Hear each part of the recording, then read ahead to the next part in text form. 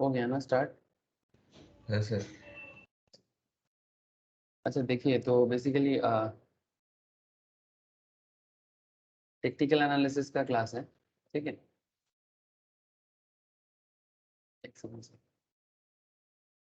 Technical analysis का class है और टेक्निकल एनालिसिस में आज हम लोग बेसिकली डाउ थ्योरी में बात कर रहे थे, ठीक है।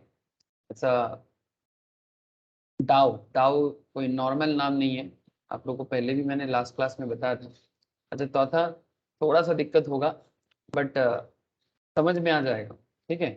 उसके बाद जैसे तेरा कैंडल स्टिक्स वगैरह फिर से जब मैं रिवाइज करवाऊंगा, तो कैंडल स्टिक्स करने के बाद तेरा कॉन्सेप्ट फुल्ली क्लियर हो जाएगा, ठीक है। बट एटलीस्ट कॉन्सेप्ट क्या है, डाउ कैसे काम करता है, ये समझ में आ जाएगा। अच्छा, जैसे डाउ के बारे में मैंने जैसे ही बात करना चालू किया, आप लोगों के मन में चल रहा है कि डाउ कौन है। ये मैंने लास्ट दिन भी बताया था कि हु इज डाउ, बट फिर भी एक बार वापस बता देते हैं कि डाउ कौन है। डाउ बेसिकली डाउ जोन्स, ठीक है। डाउ जोन्स इंडस्ट्रियल इंडेक्स एक होता है सर, ये देखिए, ये आपका अमेरिका में चलता है सर, यूएस में चलता है। इनके नाम पे एक इंडस्ट्रियल इंडेक्स है, जैसे हमारे यहाँ पर सेंसेक्स है, निफ्टी है, ठीक है। वैसा ही यूएस में एक इंडेक्स चलता है जिसका नाम है डाउ जोन्स, ठीक है। अब ये इनका नाम क्यों है, बिकॉज ये रेस्पेक्ट में रखा गया है। इसमें डाउ जो है सर, ये बेसिकली ये स्टॉक मार्केट ट्रेडिंग के बारे में यूएस मार्केट में डिफरेंट थ्योरी या अप्रोच बनाया था, ठीक है। कुछ अप्रोच हम लोगों ने प्रीवियस क्लास में डिस्कस किया, इसमें कुछ अप्रोच डिस्कस किया, आज भी कुछ अप्रोच डिस्कस करना है। जब कैंडलस्टिक्स का कॉन्सेप्ट वेस्टर्न वर्ल्ड, मतलब actually candlesticks is a Asian concept, Japan से मेनली कैंडलस्टिक्स कॉन्सेप्ट डेवलप हुआ है। बट जब जापान में कैंडलस्टिक्स नहीं था, सॉरी, जब जापान में कैंडलस्टिक्स चलता था बट यूएस में कैंडलस्टिक्स नहीं था, उस टाइम पे डाउ जोन्स जैसे पर्सन, ठीक है, it's almost 100 years old concept sir, 1890 1896, ठीक है। ऐसे जमाने में ये कॉन्सेप्ट को डेवलप किया गया था, ठीक है। और उस टाइम से फिर धीरे धीरे जब डाउ जोन्स बना, इंडस्ट्रियल इंडेक्स बना, यूएस में बहुत ही फॉलो होता है, तो इनके नाम पे दिया गया। और जोन्स जो है बेसिकली स्टैटिस्टिशियन थे, उनका फ्रेंड थे। और ये डाउ जो थे, ये वॉल स्ट्रीट जर्नल में एडिटर थे। तो इनका जो थ्योरी है मार्केट के बारे में, मार्केट के वोलेटिलिटी के बारे में, ठीक है, मतलब मार्केट में जब ट्रेडर ट्रेड लेता है sir, point to be noted, market में जब ट्रेडर ट्रेड लेता है तो ट्रेडिंग के लिए कुछ अलग अलग फॉर्मेशन आता है, ठीक है। तो उस ट्रेडिंग फॉर्मेशन में जैसे ये देखिए, ये तो कैंडल्स है, बट कैंडल्स के साथ साथ ये एक चार्ट भी है। अब इस चार्ट में किस पॉइंट पे एंटर करना चाहिए और किस पॉइंट पे एग्जिट करना चाहिए, इसके बारे में चार्ल्स डाउ ने डिटेल्स डिस्कशंस दिया है। मैंने आप लोगों के साथ प्रीवियस लेक्चर में भी डाउ के बारे में बात किया था, ठीक है। अगर मैं आपको डाउ को फिर से एक बार 2 मिनट के लिए बताऊं कि डाउ क्या बात करता है, डाउ का मेन प्रिंसिपल क्या है, डाउ मार्केट के बारे में ट्रेडर को क्या बताता है, तो डाउ बेसिकली सर 9 प्रिंसिपल्स पे बना हुआ है। डाउ मेनली 9 प्रिंसिपल्स पे बना हुआ है और डाउ मार्केट को 3 फेज में देखता है। ये डाउ का मेन अप्रोच है, जो मैंने ऑलरेडी प्रीवियस 2 लेक्चर्स में डाउ के बारे में बताया, ठीक है। अगर मैं आपको फिर से एक बार याद दिलाऊं कि डाउ का 9 प्रिंसिपल्स क्या है, मैं इसीलिए नहीं बार बार डाउ के बारे में बात करता। डाउ जो है ना सर, इनका कॉन्सेप्ट वर्ल्ड वाइड बहुत ही पॉपुलर है। और मार्केट में जो लोग अच्छा ट्रेडर बनते हैं, वो डाउ को बहुत अच्छे से फॉलो करता है, तभी जाके डाउ इतना पॉपुलर है। और इसीलिए स्टॉक मार्केट ट्रेडिंग में या टेक्निकल एनालिसिस में मार्केट ट्रेंड को समझने के लिए डाउ का कॉन्सेप्ट इतना पॉपुलर है।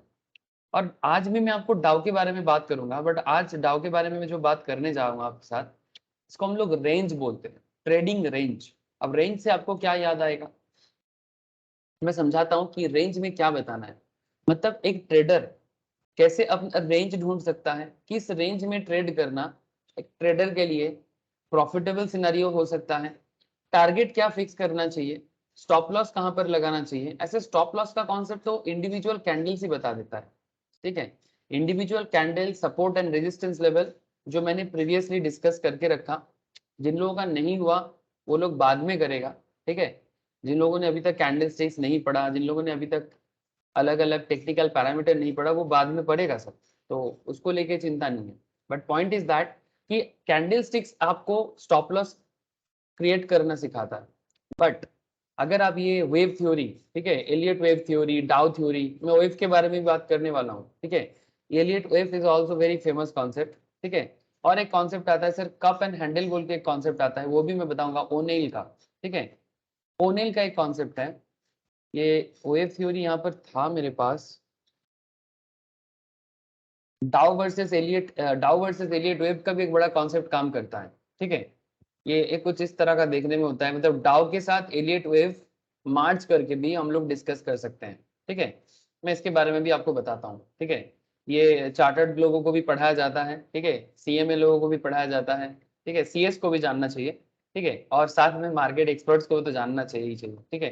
तो एलियट वेव एंड डाउ ये दोनों क्या बात करता है मार्केट के बारे में, ये हम लोग काफी दिनों से चर्चा कर रहे हैं।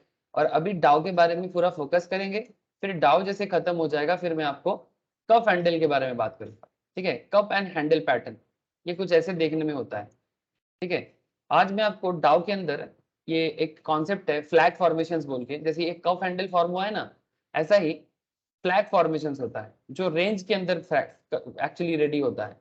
अब इसको आइडेंटिफाई कैसे करना है उसके लिए थोड़ा सा समय देना होगा, ठीक है। तो आपको डाउ ही बता देगा कि कैसे फ्लैग फॉर्मेशंस होता है।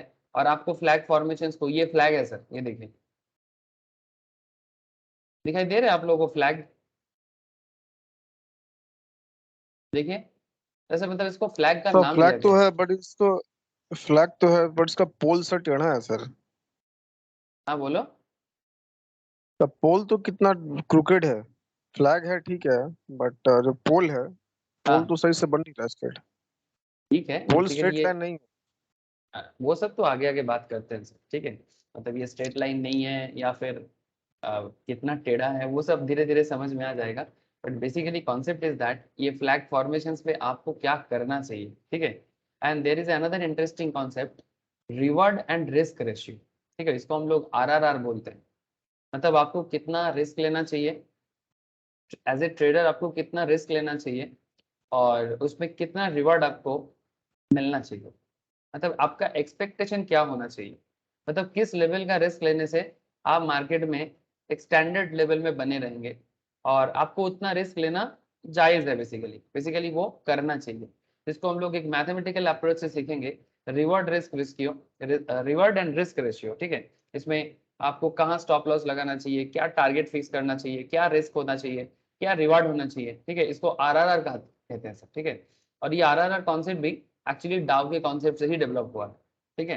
तो बेसिकली मतलब ये पूरा डाउ के नाम पे ही छाया हुआ है सर, ठीक है। मतलब इसीलिए डाउ इतना फेमस हो गया ना, बिकॉज यूएस में तब कैंडल का कॉन्सेप्ट इतना पॉपुलर नहीं था, जब डाउ का कॉन्सेप्ट यूज करके लोग मार्केट में ट्रेड करता था यूएस में। और उसी कॉन्सेप्ट को एक कॉलम, मतलब एक मतलब आर्टिकल बना के जब मार्केट में इसको डिस्ट्रीब्यूट किया गया तो एक डाउ थ्योरी का नाम उसका दे दिया गया। तो डाउ का अप्रोच क्या क्या है एक बार वापस याद दिला देते हैं आपको, ठीक है। पहला बात, मार्केट जो कुछ भी दिखाते हैं, indices discount everything, concept is very simple. अगर मार्केट आपको आज 17,665 दिखा रहा है ना, ठीक है, मार्केट जिस तरह से डाउन ट्रेंड लिया है लास्ट 2 दिन से, इसका मेन रीजन है कि इंटरनेशनल सिनारियो में, मतलब जो एक्सपेक्टेशन था, ठीक है, एक्चुअली यूएस रिजर्व क्या कर रहा है, यूएस फेडरल क्या कर रहा है, इंटरेस्ट हाइक कर ही जा रहा है सर। और उस इंटरेस्ट हाइक का इफेक्ट मार्केट को दिख रहा है, बिकॉज इंटरनेशनल मार्केट में अगर पैसा का फ्लो कम हो जाएगा, इंटरनेशनल मार्केट में सबसे ज्यादा पैसा यूएस के पास होता है, और अगर यूएस का मार्केट में पैसा का फ्लो कम हो जाएगा, फाइनेंशियल इंस्टीट्यूशन के पास पैसा का फ्लो कम हो जाता है। अब फाइनेंशियल इंस्टीट्यूशन के पास पैसा का फ्लो कम हो जाना, ठीक है, ये मार्केट के लिए एक नेगेटिव अप्रोच होता है, बिकॉज अल्टीमेटली ये पूरा बिजनेस वर्ल्ड चलता ही है फाइनेंशियल इंस्टीट्यूशन के कारण। ठीक जिस तरह से 2008 में लेमन ब्रदर्स फॉल हुआ था और उस टाइम पे मार्केट क्या गजब का, मतलब भयंकर गिरा था, आप लोगों को पता होगा। लेकिन ये वैसा कॉन्सेप्ट नहीं होने वाला है सर, अभी ऐसा कोई अर्जेंसी या ऐसा कोई खतरा हमारे सामने नहीं मंडरा रहा है। बट फिर भी मैं आपको बस इतना समझाना चाहूंगा कि 2008 में जब मार्केट गिरा था तो उसके पीछे भी यही फेडरल रिजर्व, मतलब यूएस फेडरल का कुछ गलत अप्रोच के कारण ही ऐसा हुआ था। लेमन ब्रदर्स फॉल आप लोगों ने सुना है ना, 2008 का कहानी। हेलो, थोड़ा बहुत याद है, खबर भी देखे होंगे 2008 का। हाँ ये देखिए, ये 2000। सर सुने हैं सर, बट एग्जैक्टली क्या हुआ लेमन ब्रदर्स के साथ वो सब नहीं पता है। अच्छा ठीक है सर, मैं बता दूंगा, मैं बता दूंगा। मैं अभी थोड़ा सा आपको समझा दे रहा हूँ शॉर्ट में। मतलब वो बेसिकली क्या रातों हुआ। रात बैंकरप्ट कैसे, वो कैसे बैंकरप्ट हो गया कि रात में, वही नहीं पता है सर। सुने हैं चलो, लेकिन एग्जैक्टली मतलब क्या ये, सिनारियो था वो पता नहीं। अच्छा अच्छा ठीक है। एक्चुअली ये कहानी तो थोड़ा बड़ा है, बट उतना डिटेल्स में अगर अभी ना भी जाऊं मैं बस इतना कहना चाहूंगा कि देखिए एक्चुअली ये यूएस रिजर्व का जो कॉन्सेप्ट है, मतलब जैसे हमारे देश में आरबीआई है, पूरा इकोनॉमी को कंट्रोल करता है, वैसा ही यूएस में फेडरल रिजर्व। अब यूएस का फेडरल मतलब सिर्फ यूएस का फेडरल नहीं है वो, ठीक है, मतलब कहने का मतलब है, क्योंकि यूएस वर्ल्ड इकोनॉमी का आज के डेट में सुपर इकोनॉमी, ठीक है। करंट सिचुएशंस में यूएस के साथ मैक्सिमम कंट्रीज का बिजनेस होता है, और मैक्सिमम कंट्री में यूएस का पैसा का ही फ्लो होता है, क्योंकि यूएस के पास सरप्लस मनी है सर, सरप्लस मनी है इसके पास, ठीक है। अगर आप दुबई का इकोनॉमी को देख लो, आप सिंगापुर का इकोनॉमी को देख लो, ठीक है। अगर आप ईस्टर्न वर्ल्ड में जहां जहां डेवलप हो रहा है sir, specially Singapore area, Indonesia, अब Dubai, Middle East, maximum area में यूएस का पैसा इंक्लूडेड है। अब यहाँ पर खेल क्या बना था, मेनली यूएस ने उस टाइम पे 2007-8 का टाइम था, तो उस टाइम पे जो आपका क्या नाम है, जो हम उसका प्रेसिडेंट था, जॉर्ज जॉर्ज बूश, मोस्ट प्रोबेबली बूश, ठीक है, जॉर्ज बूश था। तो वो बूश ने एक डिसीजन लिया था कि यूएस में सबका घर होगा, ठीक है, सबका पर्सनल घर होगा, कि कोई भी रेंट पे नहीं रहेगा। अब ये यूएस जैसा इकोनॉमी सोच सकता है, क्यों? Because 33 crore population, huge economy size, they can feel like that. ऐसा सोचना बहुत मुश्किल नहीं है कि जितना लोग यूएस में रहते हैं सबका अपना अपना घर होना चाहिए, कोई रेंट पे नहीं रहेगा। It's not a bad approach. But इसके लिए यूएस रिजर्व ने, मतलब आरबीआई ने, मतलब यूएस का फेडरल ने डिसाइड किया था कि सबको लोन प्रोवाइड किया जाए, ठीक है, और वो भी विदाउट एनी सिक्योरिटी, मतलब विदाउट एनी मॉर्गेज। लेकिन क्या हुआ, मैक्सिमम लोगों का लोन का अमाउंट फेलियर हुआ, और ये एक बहुत ही ज्यादा डेस्परेट एक अप्रोच था, बहुत भयंकर एक डेस्परेट अप्रोच था, जो अप्रोच बाद में बहुत ज्यादा प्रॉब्लम क्रिएट कर दिया सर। ये जो अप्रोच है ना, ये अप्रोच क्या हुआ, फेडरल के पास पैसा नहीं था, और फेडरल की तरफ से बैंक के पास जो पैसा जाने वाला था वो भी फॉल हो गया, और बैंक से या फाइनेंशियल इंस्टीट्यूशन से जो पैसा का फ्लो बिजनेस लेवल में फ्लो होता है इंटरनेशनली, ठीक है, वो सारा पैसा बंद हो गया सर। वो सारा पैसा का फ्लो बंद हो गया। उल्टा ऐसा हुआ कि जितना पैसा यूएस का, या फिर यूएस मार्केट में जितना फॉरेन कंट्री का पैसा इन्वेस्टमेंट था, ठीक है, ठीक जैसे हमारे देश के म्यूचुअल फंड, मतलब स्टॉक मार्केट में या कंट्री के इकोनॉमी में, बॉन्ड के अंदर, डिवेंचर्स के अंदर, गवर्नमेंट इकोनॉमी के अंदर फॉरेन मनी होता है ना, एफडीआई, या फिर आप ऐसे बोलो फॉरेन डायरेक्ट इन्वेस्टमेंट, या फिर आप ऐसे बोलो कि फॉरेन इंस्टीट्यूशनल इन्वेस्टर का पैसा। अगर आप बेसिक्स ऑफ स्टॉक मार्केट पढ़ोगे ना, वहां पर ये फॉरेन मनी क्या करता है, या फिर रिसेंटली भी मैंने बताया स्मार्ट मनी का मूवमेंट, ठीक है।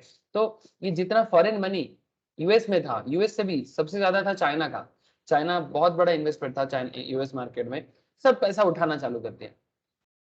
अब बेसिकली इकोनॉमी में ना एक ब्लीड आने लगा, ठीक है। ब्लीड मतलब पैसा नहीं है, पैसा खत्म हो रहा है, सब अपना पैसा उठा रहा है।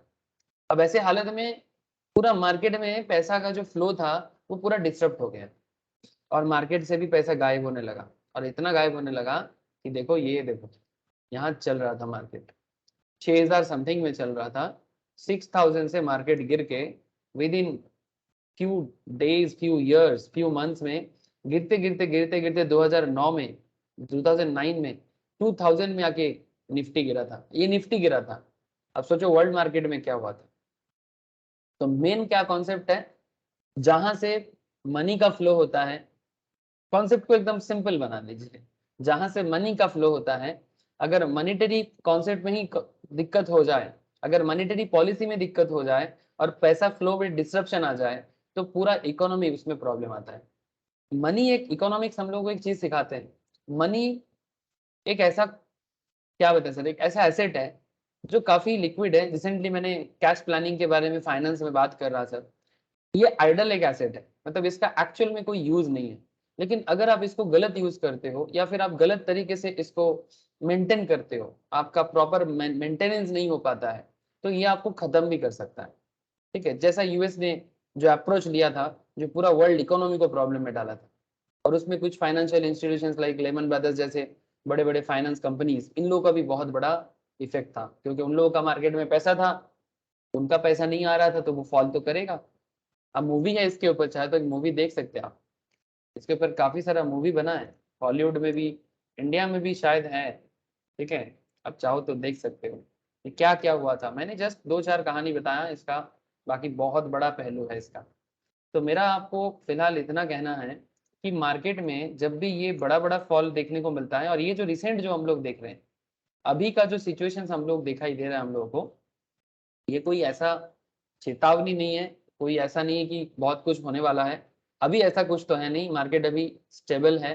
बट मार्केट जब भी ऐसा देखेगा ना कि पैसा फ्लो कम हो जाता है, मार्केट को ये चीज अच्छा नहीं लगता, तो मार्केट ऑटोमेटिकली बेरिश हो जाता है, ठीक है। अब ये देखे, स्टार्टिंग में मार्केट को अच्छा लग रहा था इसलिए थोड़ा बुलिश हुआ, बट फिर कुछ दिन, एक जैसे नेक्स्ट दिन के मार्केट को बेरिश लगा, मार्केट बेरिशनेस दिखा दिया। अब इसका क्या अप्रोच है, ये अप्रोच कहाँ से आता है? यस टेल मी, बोलिए। सर हमको लग रहा है निफ्टी 17,400 तक जाएगा।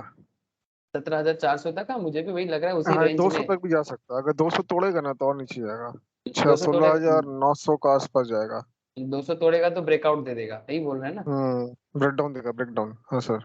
हाँ, ब्रेक डाउन दे देगा, ठीक है। हम्म। अब वही चीज देखिए, वही चीज देखिए कि अगर मार्केट अपना रेंज को क्रॉस करके आ जाते हैं, बट फिलहाल कुछ दिनों तक, कुछ हफ्ते तक ये 400 के रेंज के आसपास ही मैक्सिमम आएगा, उसी रेंज में घूमेगा। फिर मार्केट देखेगा उसके बाद क्या अप्रोच है, क्या मार्केट है, क्या कॉन्सेप्ट है, पैसा का फ्लो का क्या हिसाब चल रहा है, फिर मार्केट उसके हिसाब से डिसीजन लेगा। अब आपको मैं वही चीज बताने वाला हूँ कि डाओ, डाओ का क्या कॉन्सेप्ट है। डाओ का जो ये लाइन है ना, ये लाइन बहुत कुछ बताता है कि इंडिसेस डिस्काउंट एवरीथिंग। इसका मतलब क्या? Stock market indices discount everything which is known and unknown in the public domain. जो कुछ भी पब्लिक जानता है, समझता है, उसका इफेक्ट मार्केट में होता है। If a sudden and unexpected event occurs, the stock market indices quickly recalibrates itself to reflect the accurate value। अगर कभी भी कुछ सडनली भी मार्केट में होता है ना, अचानक से, मार्केट उसे भी अपने हिसाब से डिस्काउंट कर देता है। जैसे हुआ, जैसे यहाँ पर सडनली मार्केट को पॉजिटिविटी नजर आया था और अचानक मार्केट को सडनली नेगेटिविटी नजर आया, मार्केट वही शो करता है।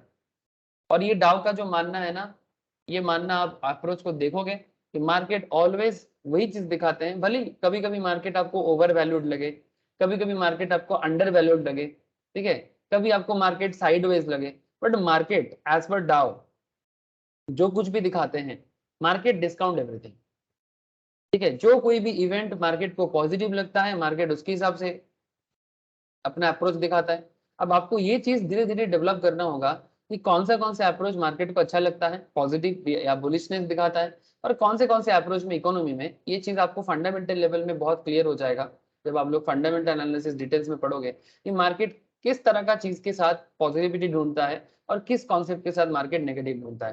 बिकॉज ये जो कुछ भी होता है ना, ये इकोनॉमिक पैरामीटर में होता है और उसका इफेक्ट हमें कैंडल स्टिक्स में नजर आता है, ठीक है। अब चलो ठीक है, मैं अभी फंडामेंटल्स पे तो नहीं जाऊंगा, बट डाउ का कॉन्सेप्ट को यूज करके, ठीक है, हम लोग क्या क्या कर सकते हैं, ट्रेडिंग क्या कर सकते हैं, उसके बारे में बात करूंगा। अब indices discount everything second point बताता है, overall there are three broad markets. तीन ब्रॉड मार्केट पैरामीटर होता है, मार्केट ट्रेंड होता है, एक प्राइमरी ट्रेंड, एक सेकेंडरी ट्रेंड, एक माइनर ट्रेंड। प्राइमरी ट्रेंड का क्या मतलब? ऐसे में लास्ट क्लास का ही बात है, ये बेसिकली मेजर ट्रेंड है, major trend of the market that last from year to several years, कभी कभी कुछ सालों से लेके बहुत 2-3 साल तक चलता है। It indicates broader multi year direction of the market. ये मार्केट का एक ब्रॉडर मल्टी ईयर डायरेक्शन बताते हैं। लॉन्ग टर्म इन्वेस्टर इसको बहुत पसंद करता है, बट शॉर्ट टर्म इन्वेस्टर को सब पसंद है, मतलब जो ट्रेडर है ना, उन्हें शॉर्ट टर्म भी पसंद है, लॉन्ग टर्म भी पसंद है। सेकेंडरी में क्या होता है? सेकेंडरी में मार्केट बुल, मतलब ये थोड़ा बहुत करेक्शन होते हुए चलता है, ये कुछ ऐसे देखने में होता है। ये देखिए, अगर मैं रिसेंट मार्केट से ही आपको दिखाऊं ना, ये जो प्राइमरी, सेकेंडरी और तीन ट्रेंड आपको डाउ बताता है ना, primary trend, secondary trend and minor trend. देखिए मार्केट का तीन ट्रेंड को देखें। अगर आप 2020 से ही मैं आपको दिखाऊं, लास्ट एक साल का, ठीक है, जब कोरोना के कारण, कोविड 1 के कारण मार्केट बहुत भयंकर गिरा था, वर्ल्ड इकोनॉमी में भी बहुत प्रॉब्लम था, इंडियन इकोनॉमी में भी उसका इफेक्ट आया था, तो ये ऑलमोस्ट 7,000 में निफ्टी नीचे गिरा था। लेकिन आप एक चीज देखिए, मार्केट अप डाउन होता गया, लेकिन उसका ओवरऑल ट्रेंड देखिए, मार्केट वोलेटाइल होता गया, बट आप उसका ओवरऑल ट्रेंड को देखिए, अल्टीमेटली ये अपना ट्रेंड को नहीं छोड़ा, अपना ट्रेंड को नहीं छोड़ा, नीचे आया, उठा, गिरा, बट आगे ही निकला। This is called primary trend. ये जो मार्केट का मूवमेंट हम लोग 1-2 साल में देखे ना, ये प्राइमरी ट्रेंड का हिस्सा है। आपको ये मूवमेंट समझना होगा। इसके लिए आपको economic and fundamental area develop करना चाहिए, ताकि आप मार्केट मूवमेंट के बारे में ऑलवेज कुछ ना कुछ ढूंढ पाओ। अब ये चीज ना धीरे धीरे आता है सर, ठीक है, मतलब मार्केट के बारे में, देश के बारे में, ठीक है, आपको नॉलेज गैदर करना होगा, इंटरनेशनल इकोनॉमी के बारे में, भारत के साथ किसका क्या रिश्ता है, वो सभी चीज आपको देखना होगा, ठीक है। सब चीज इफेक्ट करता है मार्केट को, लेकिन ओवरऑल इंडियन बिजनेस सिनेरियो सबसे इंपॉर्टेंट पार्ट है। Indian business scenario is the most important part है।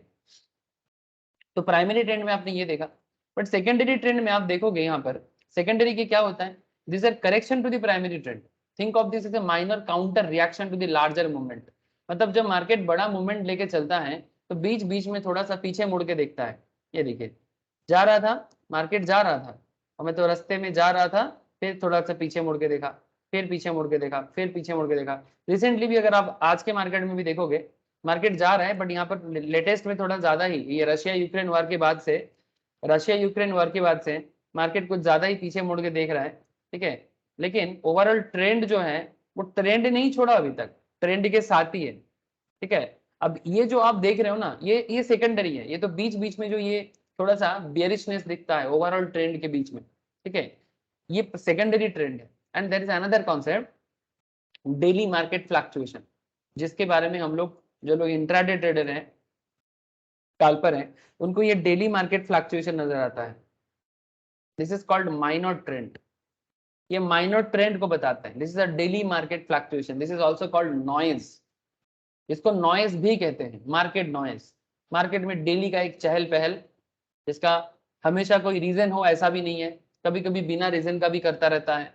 कभी कोई रीजन मिल जाए, छोटा सा रीजन है, मार्केट कुछ ज्यादा ही मतलब ऐसा दिखाता है जैसे क्या हो गया, फिर कुछ नहीं है, अचानक से पॉजिटिव दिखा दिया, ठीक है। उसको समझने के लिए डेली का कैंडल स्टिक्स, डेली का सर मार्केट क्या मूवमेंट। ये हाँ बोलिए।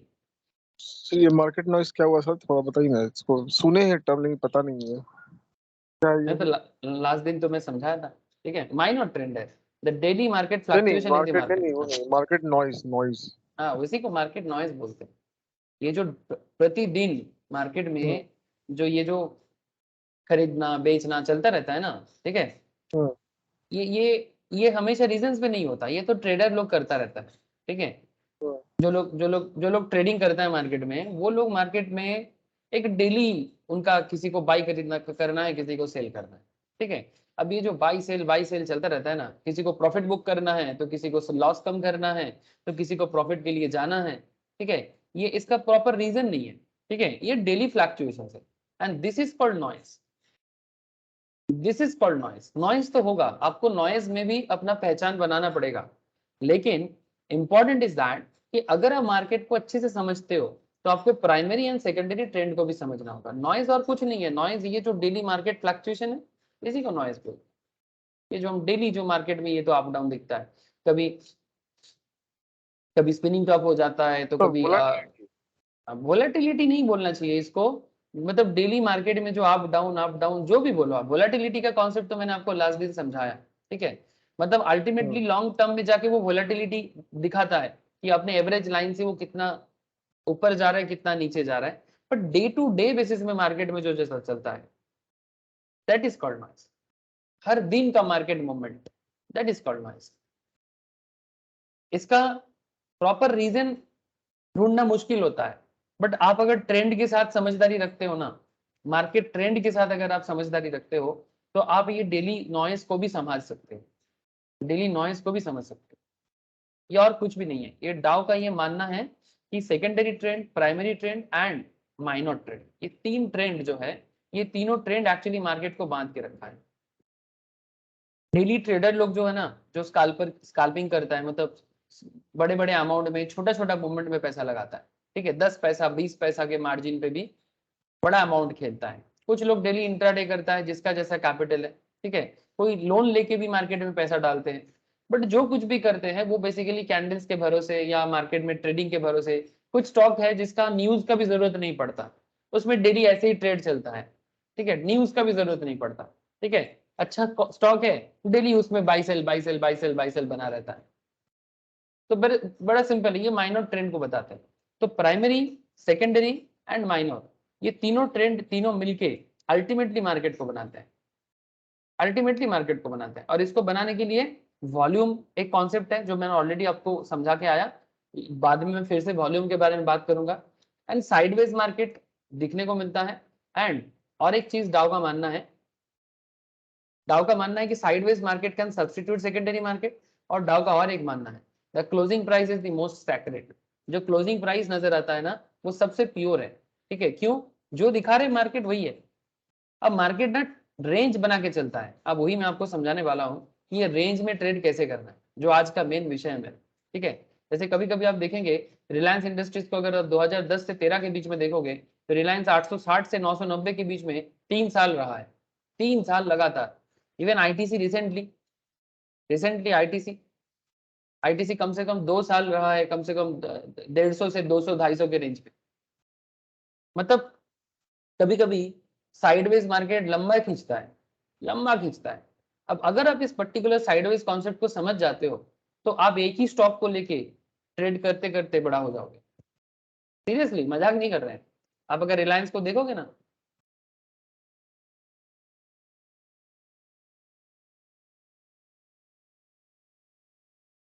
ये देखिए रिलायंस का 2010 से लेके 13 के बीच का आप हिसाब देखिए, ये देखिए पूरा फ्लैट है, देखिए लो कैट से दिखाई दे रहा है आप लोगों को। इवन इवन इवन 14 से 16 भी ऑलमोस्ट। लेकिन रिलायंस में मूवमेंट आना चालू हुआ 2017 ऑनवर्ड्स। ये तो मैं थोड़ा लंबा रन में बोला, लेकिन अगर आप शॉर्ट टर्म में भी ढूंढोगे ना मार्केट में, शॉर्ट टर्म साइडवेज मार्केट भी चलता रहता है ना। शॉर्ट टर्म मूवमेंट में भी मार्केट में साइडवेज चलता है। जैसे ये देखो, ये सितंबर महीने में 2021 में, ये देखिए ये एक साइडवेज मूवमेंट था, ना अप जा रहा था ना डाउन जा रहा था, ये कुछ महीने के लिए चला, ठीक है। आपको ऐसे ढूंढना पड़ेगा, ऐसे मार्केट में चलता है, ठीक है। ऐसा बहुत सारा स्टॉक है जिसमें रेगुलर ट्रेडिंग होता रहता है, वॉल्यूम जिसमें अच्छा रहता है, लिक्विडिटी जिसमें अच्छा रहता है, उसमें ट्रेड लेना सबसे बेहतर होता है। पॉपुलर स्टॉक निफ्टी 50 स्टॉक में ट्रेडिंग बहुत ज्यादा पॉपुलर है सर। अब आपको मैं चलिए लेके चलता हूँ, रेंज के बारे में तो बताता हूँ। ऐसे में अगर कोई रिलायंस में, ऐसे में अगर कोई 2010 में रिलायंस में कोई इन्वेस्टमेंट किया भी होगा सर लॉन्ग टर्म के लिए, हाँ तो 13-14 तक तो फ्लैट ही रहा, साइडवेज मार्केट में रहा, पूरा इरिटेशन हो जाएगा सर। तो की रेंज क्या- में प्राइस घूम रहा है, हाँ इन्वेस्टमेंट पर्पस के लिए सोचा होगा, वो तो पागल हो जाएगा सर। सर, सर वही तो है मार्केट, वही तो है मार्केट, यही तो चीज है जो 99% लोगों के अंदर नहीं है। तो इन्वेस्टमेंट बेटर करना है है ट्रेडिंग ही सबसे बेस्ट है। सर। अपना ऐसा लो, खरीदो, बेचो। ऐसा ऐसा ऐसा सोचना, लेकिन सर आप बोल रहे हो ऐसा। अब देखो जो ट्रेड कर रहे हैं उनको ट्रेडिंग का सोच है, कोई कम नहीं है। लेकिन इन्वेस्टर सर अल्टीमेट बाजी मारता है, ठीक है। ट्रेडर जो है, अगर आप ऐसे सोच रहे हो, चलो देखिए आप डेली ट्रेड करोगे, डेली छोटा छोटा कमाओगे, ठीक है। आप डेली छोटा छोटा कमाओगे, ये शॉर्ट रन है। लेकिन चार छक्का नहीं मार पाओगे आप इसमें, आपका इसमें चार छक्का नहीं है। अगर किसी ने 2010 से 13 के बीच में रिलायंस में होल्ड करके रखा था और वो परेशान हो रहा था कि क्या पता मेरा फंड कब बढ़ेगा, लेकिन 3 साल बाद आपको जो रिटर्न दिया, उसके बाद जो ग्रोथ दिया 400 से, आप सोचिए जस्ट एक बार। ये देखिए, अब आपका ही हिसाब मैं आपको ही देता हूँ, आपका हिसाब मैं आपको ही देता हूँ। देखिए ये रिलायंस ही है ना, हाँ रिलायंस है। तो मैं थोड़ा पीछे चल रहा हूँ, ये रहा, ये देखिए। ये ट्रेडर के लिए बहुत बड़ा अच्छा चीज होता है, जो ट्रेडिंग करता है ना उनको साइडवेज मार्केट बहुत अच्छा लगता है, क्योंकि मार्केट एक रेंज के अंदर घूमता रहता है। तो उसको ना ट्रेड सेटअप करने में बड़ा सुविधा होता है, ठीक है। अब ट्रेडर कम में खरीदेगा ज्यादा में बेचेगा, या फिर ज्यादा में सेल करेगा कम में खरीद लेगा, ठीक है। मतलब या तो शॉर्ट सेल करेगा या तो लॉन्ग करेगा। अब ये करते करते तेरा 3 साल 4 साल हो गया, तो आप एक काम करो ना, आप दोनों करो ना, आप अपना पैसा को दो हिस्से में बांट दो। आपके पास अगर 2 लाख है अब 1 लाख में ट्रेडिंग करो, 1 लाख इन्वेस्ट करके रख लो। अगर आपको बोरिंग आ जाता है, अगर आपके अंदर पेशेंस है, तो आप 2 लाख ही इन्वेस्ट करके रखो। अब देखो, उस टाइम पे 400 टका करके भी अगर रिलायंस का शेयर चल रहा था, अभी रिलायंस का शेयर का दाम चल रहा है, अभी रिलायंस का शेयर का दाम चल रहा है सर 2500। अब मतलब अगर किसी ने भी 100 शेयर भी उस टाइम पे खरीदा था, तो कितना का इन्वेस्ट किया था आप ही बताइए, 400 टका करके। 40,000। 40,000। ये तब 2013 के आसपास का बात कर रहा हूँ, आज 2022 है। आज अगर किसी के पास 100 शेयर है, 2500 करके, उसके पास कितना है? 2.5 लाख रुपए। 2.5 लाख रुपया। तो 40,000 तो सर वेट टका। भी तो करना पड़ा सर, हाँ दस ठीक है। बारह साल वेट भी तो आप करना पड़ा, देख रहे हैं।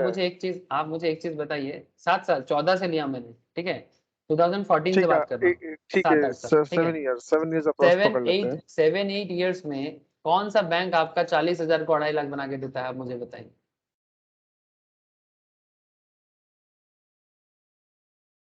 कौन सा बैंक दे देगा, और कौन सा डिवेंचर या बॉन्ड दे देगा आपको?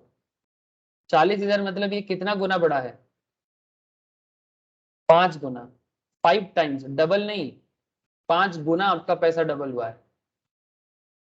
ये रिटर्न कोई मजाक नहीं है सर, ये पेशेंस का फल है। अगर कंपनी के बिजनेस पे आपको भरोसा है, तो आप आराम से कमा सकते हो। बट हाँ, वही चीज है, इसमें देखिए, जिसको थोड़ा सा प्रॉब्लम होता है पेशेंस का, मैं तो उनको ये सजेशन देता हूँ।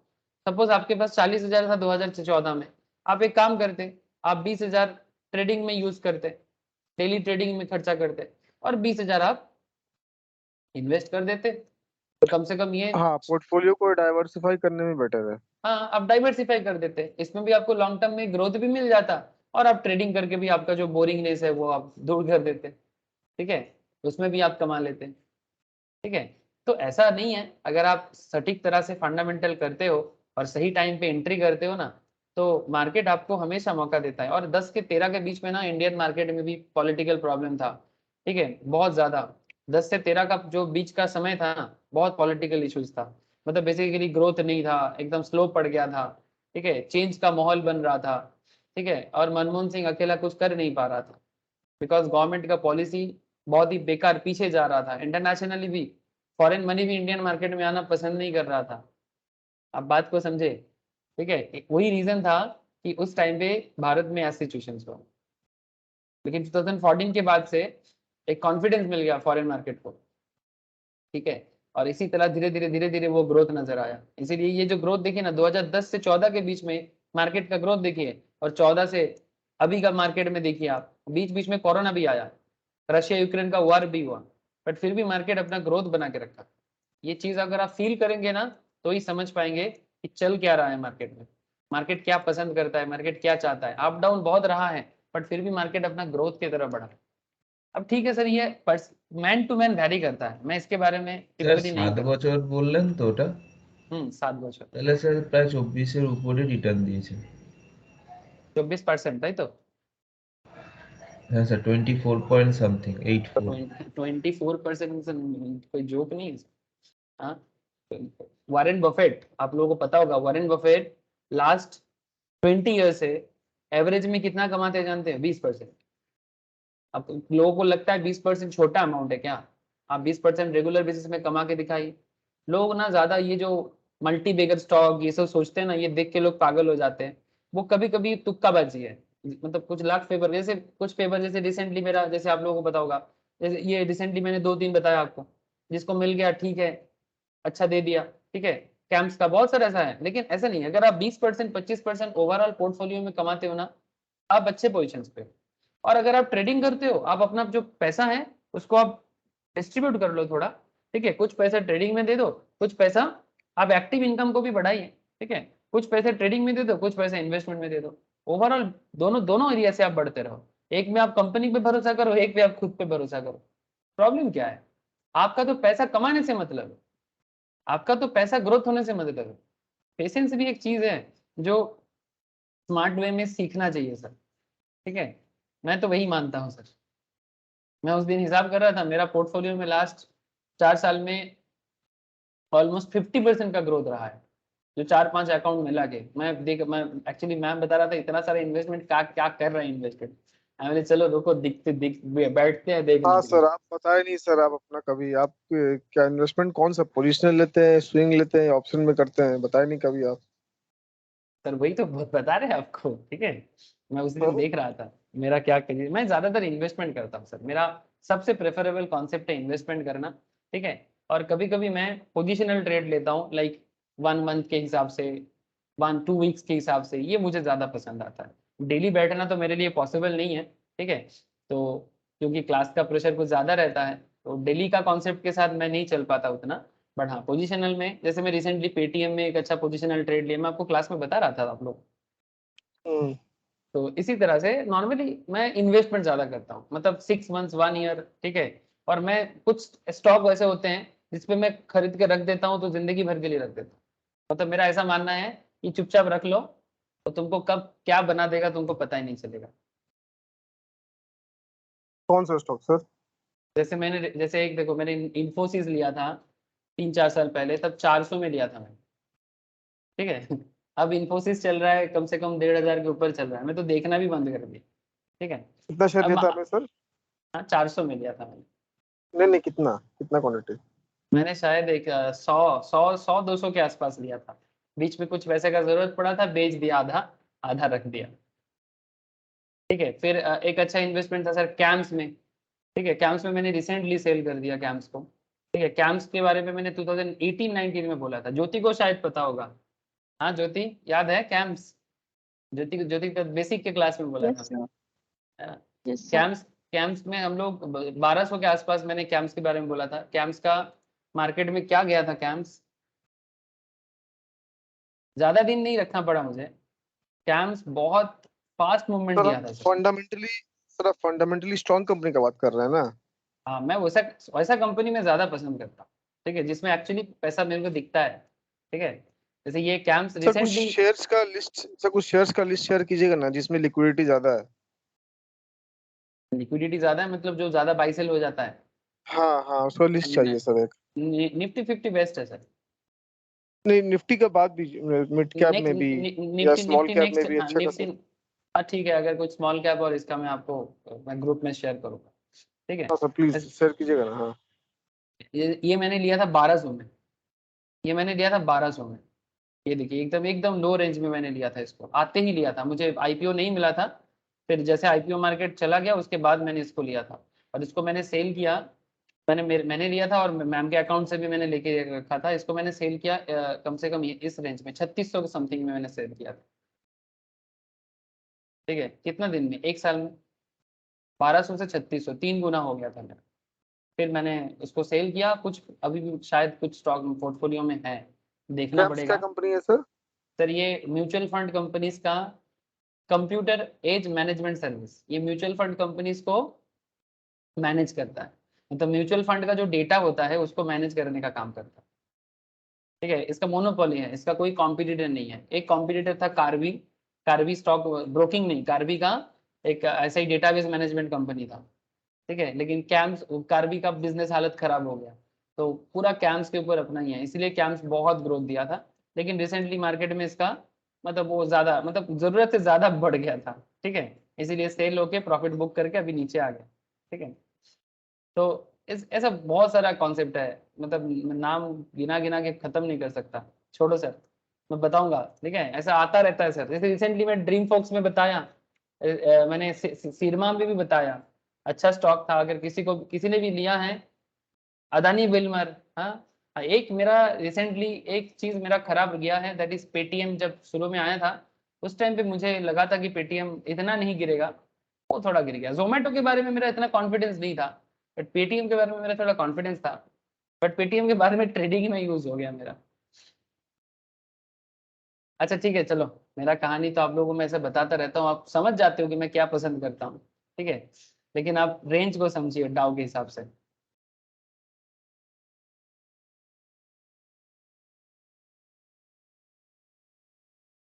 मेरे स्टूडेंट लोग मेरे को बोलते हैं क्या दादा क्या करते हो आप, बड़ा स्लो। তামিলনাড়ুতেও তাই হয়েছে, সবাই অনেক ভালো রেটিং দিচ্ছিল কিন্তু 3% ডিসকাউন্টে লিস্টেড হলো।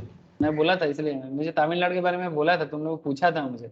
कि सर इसके बारे में क्या है, मैं श्योर नहीं हूँ, मैं श्योर नहीं हूँ। मैं इसलिए बोला था मैं श्योर नहीं हूँ क्योंकि तमिलनाडु के बारे में मेरा एक चीज था कि वो उसका बिजनेस सिर्फ तमिलनाडु के अंदर ही है, ठीक है, वो तमिलनाडु के बाहर उसका ज्यादा बिजनेस नहीं है। ऐसे पुराना बैंक है बट तमिलनाडु मार्केंटाइल बैंक का बिजनेस मतलब इंडिया बेसिस में नहीं है। तो उससे अच्छा है अगर किसी को बैंक का ही शेयर खरीदना है, कोई दूसरा बैंक ले लो ना, HDFC ले लो, एक्सिस ले लो, हाँ, IDFC ले लो, हाँ, यस बैंक ले लो।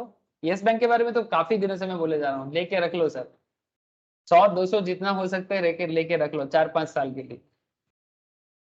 अभी नहीं, अभी थोड़ा ज्यादा हो गया, देखो ना 13-14 में आ जाए ना, ले लेना, लेके रख लो, ठीक है, देखो भी मत, और बढ़ जाएगा सर।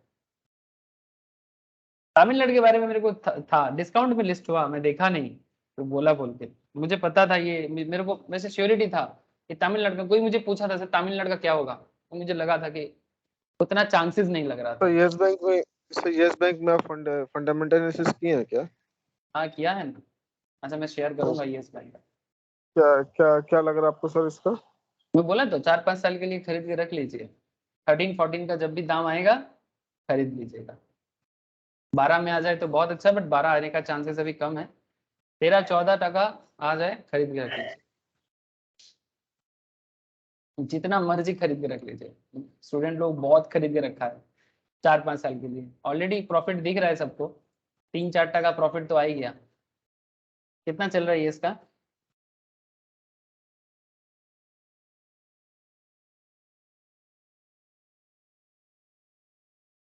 सिक्सटीन 14 के आसपास आ जाए ना, सबसे बेस्ट प्राइस है। 14 के आसपास सबसे बेस्ट प्राइस है अभी के लिए, ठीक है। 12 आने का चांसेस कम है, अगर कोई 12 में ले लिया तो बहुत अच्छा है। बहुत लोग, मैक्सिमम मेरे स्टूडेंट लोग 12 में ही लिया, मुझे याद है ज्यादातर लोग 12 में लिया। 12 से लेके अगर 17 भी चल रहा है, 5 टका पर शेयर, क्या कम है सर? हाँ, क्या कम है? 1000 शेयर खरीदो, 1000 शेयर खरीदो। স্যার এই হার্ষা ইঞ্জিনিয়ার্স ইন্টারন্যাশনালটাও ভালো যাচ্ছে। मतलब एकदम मार्केट लिस्टेड तो नहीं हुआ हर साल, मतलब अभी। না सर স্যার মিটিং हर्षा চলছে। का ना, हाँ सर हाँ बोलो। मैं हर्षा का देख रहा था, उसमें तो जो ये SKF बोल के जो है ना, इसके, मतलब बियरिंग कंपनी, हाँ हाँ उसका हाँ पेयर बियरिंग कंपनी, हाँ कंपनी। हाँ हाँ प्रिसीजन, हाँ हाँ। हाँ, तो उन लोग का मार्केट एक्विजिशन उन लोग के पास बहुत ज्यादा है, SKF के पास, मतलब मार्केट शेयर उन लोग के पास बहुत ज्यादा है, तो अच्छा करने का चांसेस होगा, और शेयर प्राइस भी उन लोग का बहुत चांसेस है, बहुत ज्यादा है उन लोग का, हर्षा का, SKF का। एसकेएफ का। नहीं, SKF का, हाँ इसका तो एसकेएफ बैंक ऑलरेडी, प्राइस कम है। एसकेएफ तो हाँ ऑलरेडी मार्केट में लिस्टेड है ना। हाँ, 4000 समथिंग पे है शायद। एसकेएफ इंडिया, हाँ, SKF हाँ। इंडिया। हर्षा, हर्षा इंजीनियरिंग का, इसके कॉम्पिटिटर बहुत सारा है इसके। ऐसा एक स्टॉक के बारे में मैंने बोला था, आप लोगों को पता होगा ये। স্যার মার্কেট শেয়ার ডোমেস্টিকে 50% বলছে রয়েছে।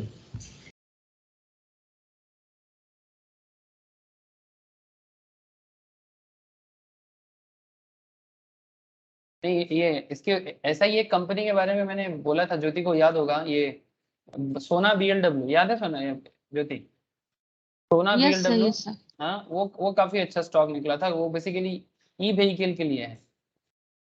हर्षा इंजीनियर्स, कितना दाम बताया था? 330। सर बहुत हाई फाई लिस्टेड मुझे नहीं लग रहा है, एवरेज लिस्टेड होगा। सर मुझे भी इसका लिस्टिंग पे ना उतना फेथ नहीं हो पा रहा, क्योंकि मतलब पेयर कॉम्पिटिटर्स बहुत कॉम्पिटिटर, अच्छा हाँ अच्छा बहुत सारा, कंपनी है, हाँ अच्छा अच्छा और कॉम्पिटिटर बहुत है इसका, ज्यादा है। हाँ अच्छा कॉम्पिटिटर है इसका, ये इसका बिजनेस बड़ा है बट इसका कॉम्पिटिटर बहुत सारा। ठीक है, अभी भी मैंने देखा नहीं अभी इसके बारे में। मोनो, हाँ अभी ये जो ड्रीम फॉक्स गया ना सर, उसमें हम्म, अलॉट होने से बहुत अच्छा होना था, पूरा मार्केट में अकेला कंपनी है वो। हाँ मैं तो बोला था क्लास में कि ड्रीम फोक्स ले लो अगर मिल जाए तो, अगर बाद में भी किसी ने अलॉट लिया। नहीं हुआ सर। अलॉट नहीं हुआ, लेकिन बाद में थोड़ा सा हाँ, कम हो जाए फिर से लेके रख लेना ड्रीम फोक्स, ठीक है। ये इस तरह के मार्केट में एक कंपनी था सोना कॉमस्टार बोल के, ठीक है। इसके बारे में मेरा इसको भी मैं लिया था, इसको भी मैं लिया था, इसमें मैंने अच्छा प्रॉफिट किया सर। सोना कॉमस्टार मैंने लिया था ऑलमोस्ट 300 के आसपास में मैंने लिया था, ठीक है, ये लास्ट ईयर ही आया था सर।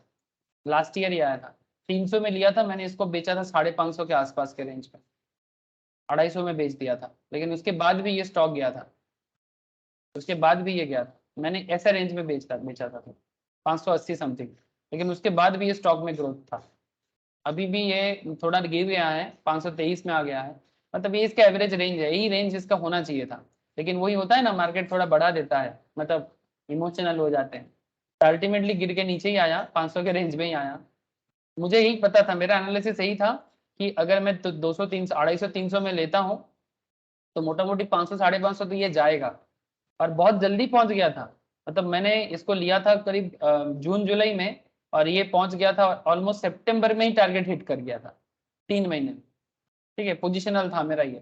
ठीक है, तो यहाँ से मुझे प्रॉफिट मिला था, लेकिन इसके बाद भी ये ग्रोथ दिया। लेकिन मेरे को इस सब में पछतावा नहीं होता है, क्यों? क्योंकि एज पर माई एनालिसिस अगर मेरा टारगेट फुलफिल हो गया तो ठीक है। इसका मतलब ये नहीं कि मार्केट और दिया मेरा मिस हो गया, ये सब पछतावा करे। दूसरा और भी अपॉर्चुनिटी देता है मार्केट, हमें उसके तरफ देखना चाहिए। ठीक है, होता है कभी कभी मार्केट आपका उसके बाद भी अपॉर्चुनिटी क्रिएट करता है, बट ये सब देख के फायदा नहीं है सर। सही टाइम पे सही अपॉर्चुनिटी जो मिला है, 250 टका पर शेयर, मेरे पास ऑलमोस्ट 50 के 60 के आसपास था कुछ दिनों के लिए, उस टाइम पे फंड भी कम था, बट 50 शेयर में 550 200 टका करके खराब क्या है, 10,000 के आसपास आ गया, और क्या। तो concept is that, I hope आप लोगों को समझ में आ रहा है कि आपके पास ऐसा मौका मिलता रहेगा सर। ठीक है, चलिए मैं डाउ थ्योरी का आज का कॉन्सेप्ट में बात ही नहीं कर पाया। ठीक है, अच्छा ट्रेडिंग रेंज के बारे में थोड़ा सुन लीजिए सर, कि आप जब रेंज में ट्रेड करेंगे तो आपको डाउ क्या समझाते हैं। The concept of range is natural extension of the double and triple formations. In a range, the stock attempts to hit the same upper and lower price level multiple times.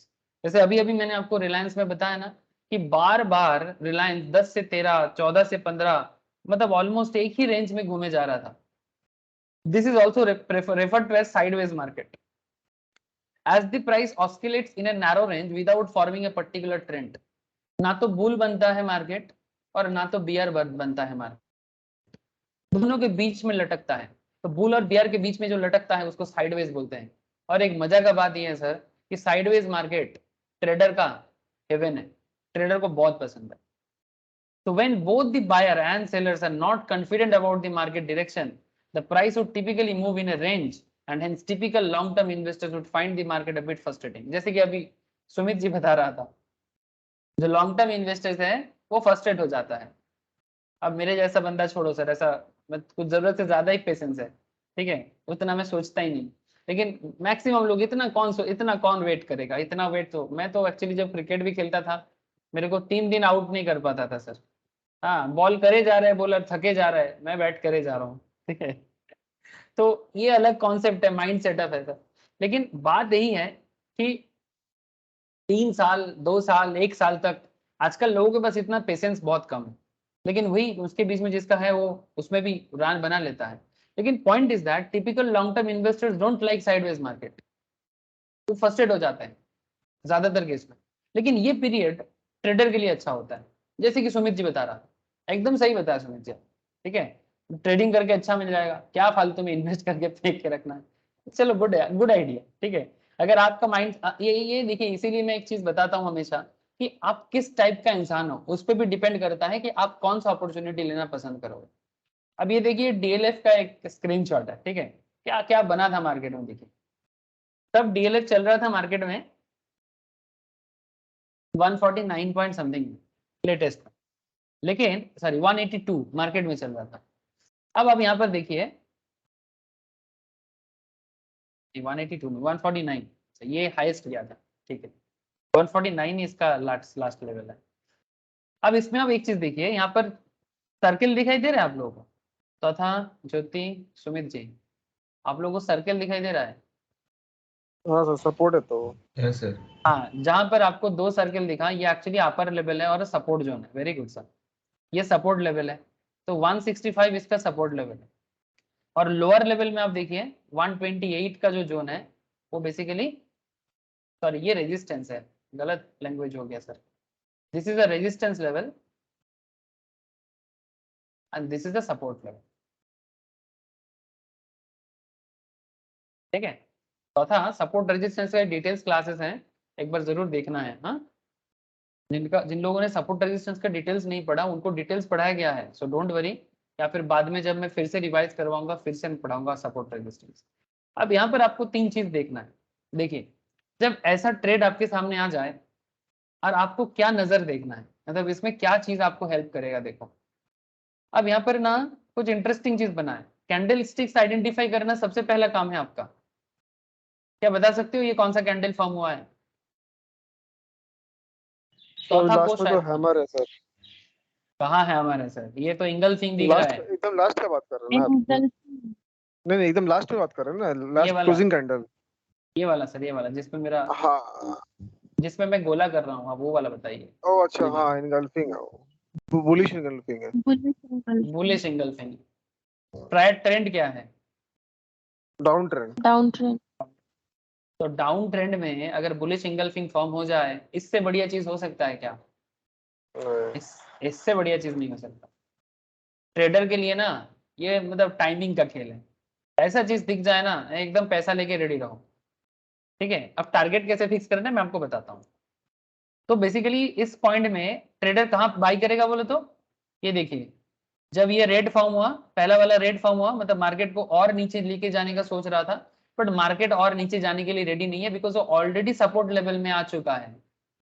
Recent जो support zone है already उसमें आ चुका है, और market इसीलिए reverse pattern चालू कर दिया। और ये रिवर्स पैटर्न इतना बड़ा हो गया कि जो रेड कैंडल है उसको पूरा अपने अंदर ले लिया। जब कोई कैंडल पूरा पूरी इंगल्फ हो जाता है, इंगल्फ मतलब खा लेना, बड़ा कैंडल सामने वाला कैंडल को पूरा अंदर ले लेता है। ठीक है, तो ऐसे सिचुएशन में बुलिश इंगल्फिंग क्रिएट हुआ, और ये देखिए मार्केट को आपको अप ट्रेंड में लेके जा रहा है, और हुआ है ऐसा बार बार होता है। तो जहाँ एंट्री का बात है सर, बुलिश इनगल्फिंग जो बना है वो तो हमारा एंट्री नहीं होगा। उसके बाद का जो उसका 120 हाई जब यहाँ कैंडल पर, ब्रेक हुआ ना, हाँ यहाँ उसका जो पर, हाई यहाँ जब पर, ब्रेक हाँ, हुआ है हाँ, हाँ, उसके बाद ये लेना एंट्री है, होता है। बेस्ट एंट्री यही और है सर। हाँ, यहाँ और यहाँ पर सर एंट्री, स्टॉप लॉस, और सर स्टॉप लॉस लगेगा बुलिश इनगल्फिंग का लो। ये वाला, ये दोनों का जो लो है, दोनों में से हाँ जो सबसे बुलिश लो है, इनगल्फिंग का लो है, हाँ। मतलब ये रेड का जो लास्ट पॉइंट है, मतलब ये ऑलमोस्ट 124 के आसपास है, ये आपको स्टॉप लॉस करना चाहिए। 120, 124 से 120 का आसपास का एरिया है, 120 आपका स्टॉप लॉस होना चाहिए। ठीक है, अब टारगेट कैसे फिक्स करना है वो आपको बताता हूँ। ठीक है, अब इसका टारगेट आपको किस लेवल पे लेके जाना चाहिए? सर 135 पे अगर एंट्री करते हैं इसमें, हाँ, 135 पे अगर इस पे एंट्री करते हैं बुलिश कैंडल का हाई को ब्रेक करने के बाद, और 124 का, 120 में अगर, हाँ अगर इसका स्टॉप लॉस लगाते हैं तो 15 रुपये का डिफरेंस हुआ मेरा रेस का। तो मतलब एटलीस्ट 40 रुपये अगर मूव मिल जाएगा मेरे लिए बेटर है। हाँ बेसिकली सर वो मतलब 1:3, हाँ 1:3, हाँ हाँ 45, 1, हाँ हाँ हाँ, 45। मैं आपको वो बताता हूँ। आप जो रिस्क के बारे में सोच रहे हो ना, बेस्ट रिस्क क्या है, मैं उसके बारे में आता हूँ। अच्छा, पॉइंट इज दैट, तो ये आपके लिए एक अच्छा पैटर्न बनता है। हमेशा ऐसा चीज आपको मार्केट में मिलता जाएगा, जैसे यहाँ पर मुझे डीएलएफ में मिला है तो मैं इसका स्क्रीनशॉट लिया। ऐसा आपको मार्केट के अंदर भरा पड़ा है, बस आप वेट करते रहिए कि क्या बन रहा है। ठीक है, और उसके बारे में अपना कॉन्फिडेंस ग्रो कीजिए। सेकेंड कैंडल देखिए, ये क्या बना है बोली तो सेकेंड में, ये वाला ये वाला जो लोअर में बना है, ये क्या है सर स्पिनिंग टॉप, नीचे में स्पिनिंग टॉप है। सर? ये दोजी है, पर दोजी, डोजी का बॉडी तो और पतला होगा सर। दोजी स्टार लग रहा है मुझे। स्पिनिंग टॉप बॉडी थोड़ा छोटा होता है, मतलब स्पिनिंग टॉप का दोनों साइड का जो ये होता है ना सर, मतलब दोनों साइड का जो उसका पुतली होता है ना, वो इतना लंबा नहीं होता। स्पिनिंग टॉप का ऐसा होता है, छोटा टाइप का होता है, लेकिन इतना हाँ लंबा डोजी जब हो तो गया, और सर। हाँ ठीक है, इतना लंबा जो दोनों साइड में इसका जो वीक बन गया दोनों तरफ, ये बेसिकली दोजी स्टार है। ठीक है, या मॉर्निंग स्टार ये सब होता है ना, तो ये दोजी स्टार बेसिकली है। ठीक है, अब मॉर्निंग दोजी, ठीक है, या मॉर्निंग स्टार या मॉर्निंग दोजी स्टार, ये सजेस्ट क्या करता है?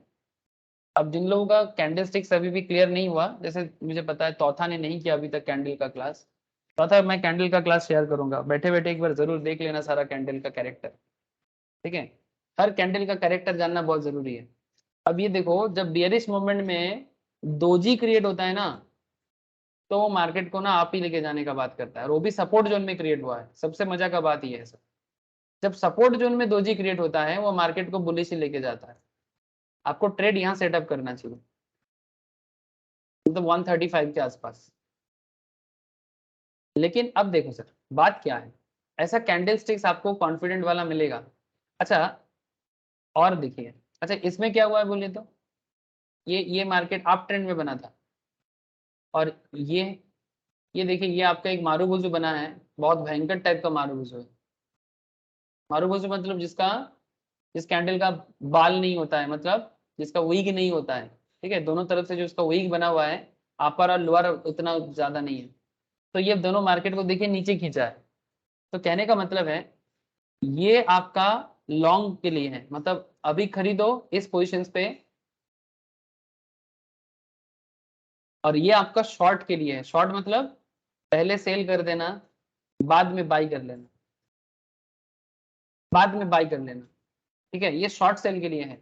या फिर पुराना पोजीशन है तो सेल करके निकल जाओ, दोनों चीज में कोई भी। न्यू ट्रेड है तो शॉर्ट सेल करो। शॉर्ट सेल मतलब मैं फ्यूचर एंड ऑप्शंस में भी बताता हूँ और इसमें भी बता रहा हूँ, शॉर्ट सेल मतलब आप सेल करके बाद में बाई कर लो। अब इसमें क्या क्या फॉर्मेशन हुआ देखिए, इसमें देखिए बियरिश इंगल्फिंग था जो आपने देखा, मॉर्निंग डोजी स्टार था, बियरिश इंगल्फिंग पैटर्न सजेस्टिंग ए शॉर्ट, ये वाला बियरिश इंगल्फिंग बना है, और लास्ट में बियरिश हरामी बना है। देखिए बुलिश इंगल्फिंग और बियरिश इंगल्फिंग का डिफरेंस क्या है देखिए, लुक एट सर, ये भी इंगल्फिंग है लेकिन ये बुलिश इंगल्फ है,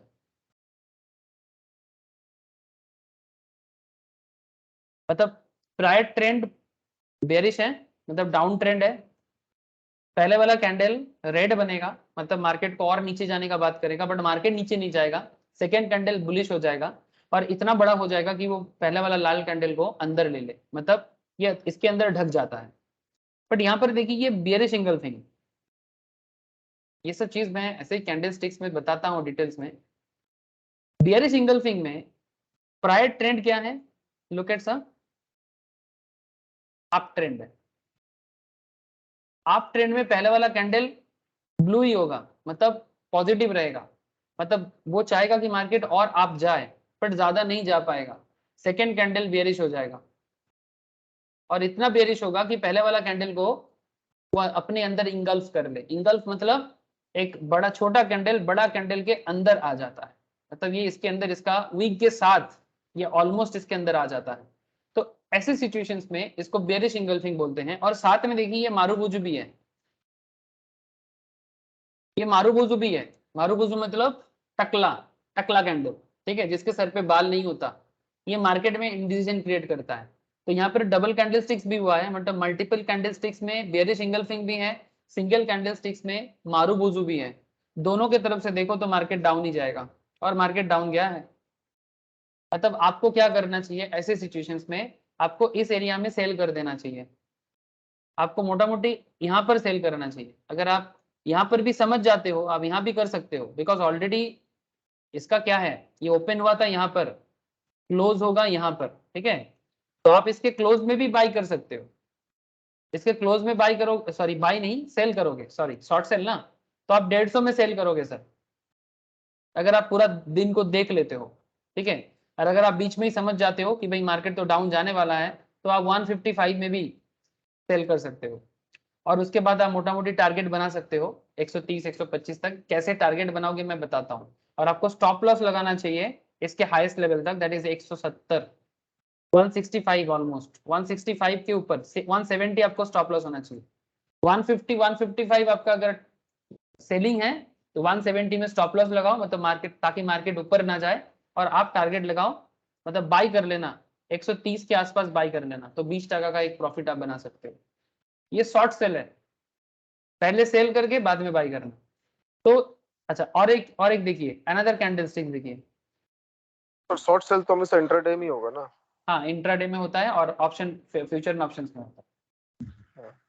ऑप्शन में आप कर सकते हो, आपके पास कॉल है पुट है, आप मार्केट के मतलब अप्रोच देख के आप जा सकते हो, मतलब पहले सेल करके, मतलब आप सेलर भी बन सकते हो बायर भी बन सकते हो ना, वहां पर आपको ज्यादा मौका है। हाँ, अगर डायरेक्शन अगर लो का तरफ है तो पुट लेंगे।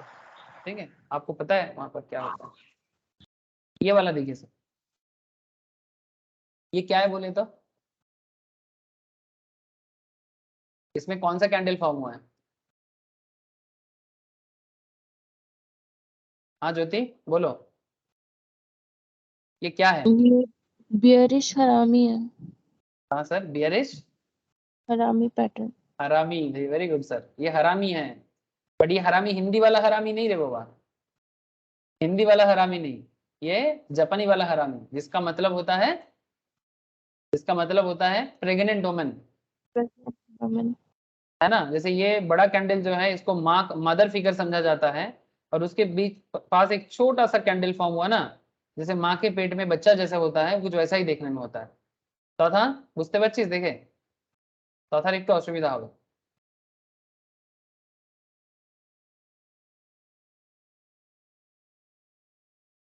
दिस इज हरामी, बियरिश हरामी।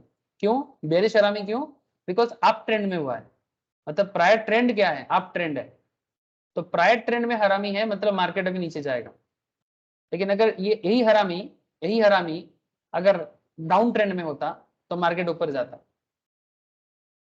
जिसको जो कैंडल पसंद आता है सारा कैंडल यूज कर सकते हो, लेकिन यहाँ पर खेल ऐसा है सर, अभी ये टिपिकल एक रेंज है, अब इस टिपिकल रेंज के अंदर आपको बहुत बार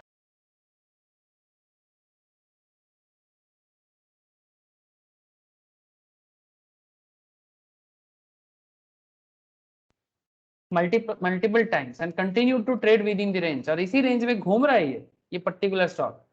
the area between the upper and lower level is called the width of the range, इसको विड्थ ऑफ द रेंज कहते हैं। One of the easy trades to initiate in such a scenario would be to buy near lower level, मतलब lower level में bye करो, and sell near higher level, मतलब resistance level में sell करो। In fact trade can be both ways, मतलब आप short भी ले सकते हो, आप लॉन्ग भी ले सकते हो, जैसे कि आपको दिखाया। आप शॉर्ट सेल भी कर सकते हो, लॉन्ग भी कर सकते हो, मतलब लॉन्ग में बाय करके बाद में सेल करो, और शॉर्ट में सेल करके बाद में बाय करो। अब इसमें आपको दो चीज इंपॉर्टेंट है, पहले तो कैंडल स्टिक्स आपके साथ होना चाहिए। तो in fact the chart above is classic example of blending Dow theory with candlesticks। अब इसमें देखिए डाउ भी आ गया। अब डाउ थ्योरी क्या बताता है? डाउ थ्योरी मार्केट के बारे में कुछ इंटरेस्टिंग फैक्ट बताता है। डाउ का कॉन्सेप्ट याद है ना, पुराना क्लास का लास्ट क्लास का डाउ याद होगा आपको, कि मार्केट क्या फेज बताता है आपको।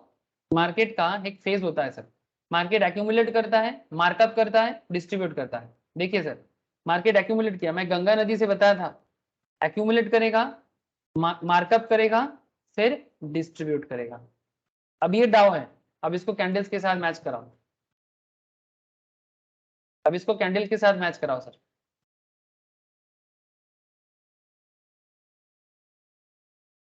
देखें मार्केट ऐसा बिहेव करता रहता है सर, और specially in sideways market, market accumulate करेगा, ये देखिए यहाँ मार्केट एक्यूमुलेट किया, फिर मार्केट मार्कअप किया, शॉर्ट टर्म में है सर, इसीलिए बहुत ज्यादा रेंज नहीं मिलेगा आपको, ठीक है। ये विद इन फ्यू डेज के अंदर चल रहा है, एक हफ्ते के अंदर, ठीक है। मार्कअप किया, सॉरी दिस इज एक्यूमुलेशन, फिर मार्कअप, और फिर डिस्ट्रीब्यूशन। एक्यूमुलेट तब होता है जब स्मार्ट मनी आता है, मार्कअप तब होता है जब स्मार्ट मनी को देख के, स्मार्ट मनी मतलब क्या होता है मार्केट में ज्यादातर केस में, लॉन्ग टर्म में अगर देखोगे मार्केट में जब मूवमेंट आता है स्टॉक में, ठीक है, शॉर्ट टर्म में ऐसा नहीं है, शॉर्ट टर्म में लोग ट्रेड करता है, बट ये जो मूवमेंट चलता है ये इसको बोलते हैं, this is the accumulation phase. फिर इसमें मार्कअप आएगा, फिर डिस्ट्रीब्यूट हो जाएगा, सेल होकर निकल जाएगा, फिर एक्यूमुलेशन हुआ, यहाँ पर देखो, फिर मार्कअप हुआ, फिर डिस्ट्रीब्यूट हो गया, फिर एक्यूमुलेशन हुआ, फिर मार्कअप हुआ, फिर डिस्ट्रीब्यूट हो गया, फिर देखो यहाँ पर एक्यूमुलेशन होने के बारे में सोच रहा है, फिर देखो यहाँ पर एक मार्कअप पोजीशंस बन रहा है, अब आगे का नहीं है यहाँ पर। मतलब दोनों एंगल से आप देखो, यहाँ पर आप चेक कर रहे हो, कैंडल भी आपके साथ है और डाउ भी आपके साथ है कि नहीं? अरे बताइए ना, कैंडल भी आप लाइव मार्केट में भी चेक कर लो ना, ऐसा आपको दिखेगा। ये सोना कॉमस्टार में दिख रहा है कुछ? हाँ सोना में भी है, हर जगह में है सोना, ऐसे अच्छा ट्रेडिंग के लिए चला है। ये देखिए, ये देखिए मार्कअप, ये एक्यूमुलेट किया, मार्कअप किया, डिस्ट्रीब्यूट किया, फिर देखिए एक्यूमुलेट किया, मार्कअप किया, फिर डिस्ट्रीब्यूट किया, चलता रहता है मार्केट में। अब कभी कभी आपका ट्रेड कुछ काम नहीं करता, जब एकदम मार्केट में मूवमेंट स्ट्रेट हो जाता है, फिर भी यहाँ पर जो लोग स्काल्पर है उनके लिए थोड़ा अच्छा है, बहुत ही छोटा छोटा अमाउंट में ये लोग यहाँ पर कमाते हैं। बट मैं ऐसा मार्केट मुझे उतना समझ में नहीं आता, मैं थोड़ा सा समय लेके करना मुझे ठीक लगता है, ताकि मुझे मार्केट समझ में आ जाए। और जब आप एकदम स्काल्पर बनना चाहते हो ना, आपको एट ए टाइम बहुत लार्ज अमाउंट ऑफ मनी चाहिए होता है, मतलब कम से कम 8 लाख 10 लाख, कम से कम बड़ा अमाउंट नहीं होने से आपको मार्जिन फर्क नहीं पता चलेगा, क्योंकि आप बहुत ही स्मॉल अमाउंट में खेलोगे ना। मिनट मिनट में खेलता है वो लोग, वो डे के हिसाब से नहीं खेलता, वो मिनट मिनट में खेलता है, 2 मिनट का ट्रेड लेता है। ये देखें, ये 2-2 मिनट का खेल है, ये 2-2 मिनट का खेल है, आप स्काल्पिंग कर सकते हो। ठीक है, 10 पैसा 20 पैसा 50 पैसा 1 टका मैक्सिमम, कितना और ज्यादा चेंज हो जाएगा, मिनट मिनट में कितना चेंज हो जाएगा मार्केट, वो 55 पैसा 50 पैसा उसी रेंज में खेलेगा। अब आपके पास जितना कैपिटल है उस हिसाब से आप कमाओगे, मतलब ये आपके ऊपर है कि आप कैसे मार्केट में खेलना कैसा पसंद करोगे, आपका रिस्क एपेटाइट, आपका कैपिटल का कॉन्सेप्ट। बट कॉन्सेप्ट अगर क्लियर है ना, आप हर एंगल से खेल सकते हो। So as you can see, the stock hit same upper 165 and same lower 128 multiple times and continued to trade within the range. And जिस एरिया में ये होता रहता है इसको width of the range कहते हैं। अब यहाँ पर मैं आपको जो बताने जा रहा हूँ, अब ध्यान से देखिए, रेंज ब्रेकआउट भी देता है, रेंज ब्रेकआउट भी देता है। Stocks do breakout of the range after being in range for the long time रहने के बाद ब्रेकआउट नजर आता है। So before we explore this, it is interesting to understand why stocks trade in the range in the first place. क्यों stock range में चलता है? Stocks can trade in a range of 2 reason, 2 कारण होता है स्टॉक का range के अंदर चलने का। जैसे रिलायंस चला है, ठीक है, रिसेंटली यहाँ पर आप डीएलएफ को देख रहे हो, ठीक है, रेंज में चलने के पीछे क्या रीजन चलता है, क्या रीजन होता है कि रेंज में चलता है?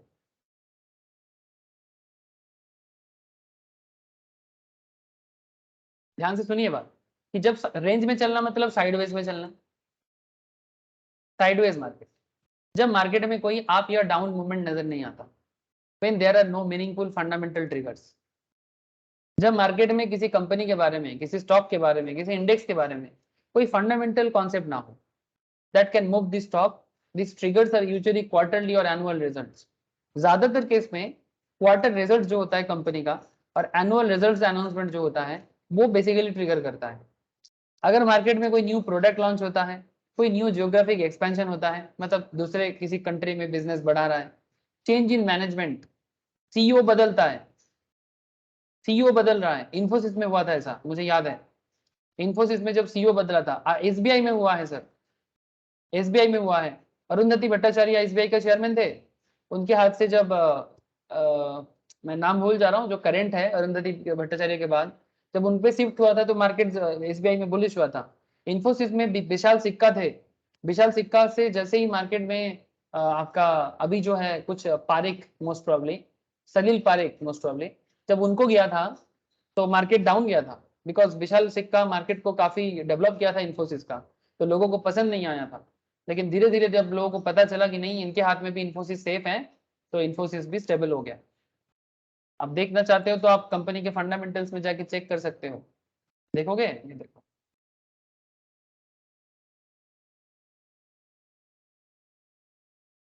जस्ट एक एग्जांपल दिखा रहा हूं मैं आपको कि मैनेजमेंट चेंज भी मार्केट में क्या इफेक्ट डालता है। जस्ट इतना मेरे को आपको बताना है, ज्यादा नहीं बताना चाहता। तो करेंटली कौन है, who is the CEO now, दिखाई दे रहा है क्या? ननन नीलकेनी, ये सलील पारेख, सलील पारेख करंट सीईओ है सर, ठीक है। इससे पहले था विशाल सिक्का, ये एमडी सीईओ सलील पारेख है। इनके आने से पहले 2018 में इनका ज्वाइनिंग हुआ, ठीक है, 2018 में, उससे पहले विशाल सिक्का था।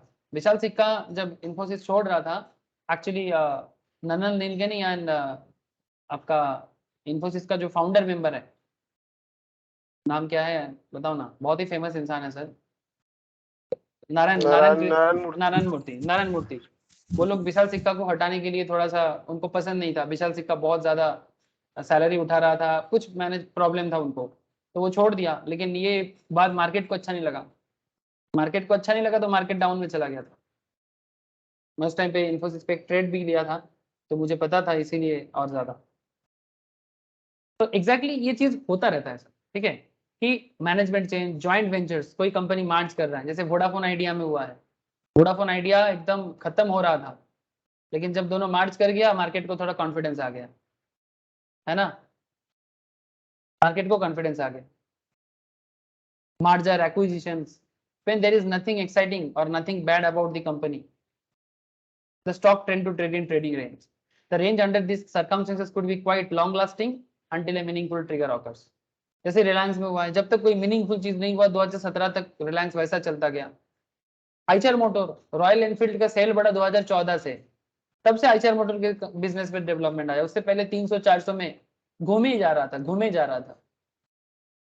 तो in anticipation of big announcement, जब ये पता लगता है कि कुछ होने वाला है कंपनी पे, when market anticipate a big corporate announcement, the stock can swing in either direction, मतलब या तो bullish या तो bearish. Till the announcement is made, both buyers and sellers would be hesitant to take action and hence the stock gets into range. और जब तक ये announcement properly समझ में नहीं आता, तब तक स्टॉक रेंज के अंदर ही घूमता रहता है, और उसके बाद ये ब्रेकआउट देता है। लेकिन जब तक ये नहीं होता, तब तक ये रेंज के अंदर चलेगा, और फिर जब ब्रेकआउट देता है, तब क्या करना चाहिए ट्रेडर को, ये मैं नेक्स्ट क्लास में बताऊंगा, ठीक है, कि मार्केट ब्रेकआउट में एक ट्रेडर को क्या करना चाहिए। तो बहुत ही इंटरेस्टिंग कॉन्सेप्ट है सर, कि मार्केट ब्रेकआउट कब देता है, उसके बारे में भी मैं डिटेल्स थोड़ा बताऊंगा कि ब्रेकआउट देने के पीछे क्या क्या रीजन काम करता है, और ब्रेकआउट जब देता है तब एक ट्रेडर को क्या करना चाहिए, ठीक है। तो ये नेक्स्ट क्लास का डिस्कशन रहेगा, और फिर मैं आपको वो रिस्क रिटर्न रेशियो भी बताऊंगा। आज थोड़ा सा केस स्टडीज ज़्यादा हो गया, कौन से स्टॉक में क्या है नहीं है, नहीं तो हो जाता। ठीक है सर, नेक्स्ट वीक कर दो, आगे कंटिन्यू कर, क्लास भी है एक्चुअली मेरा इसके बाद। ठीक है sir, okay sir, okay bye sir. Okay, चलिए tata. Bye sir. Okay sir, Rakhi sir. हाँ टाटा।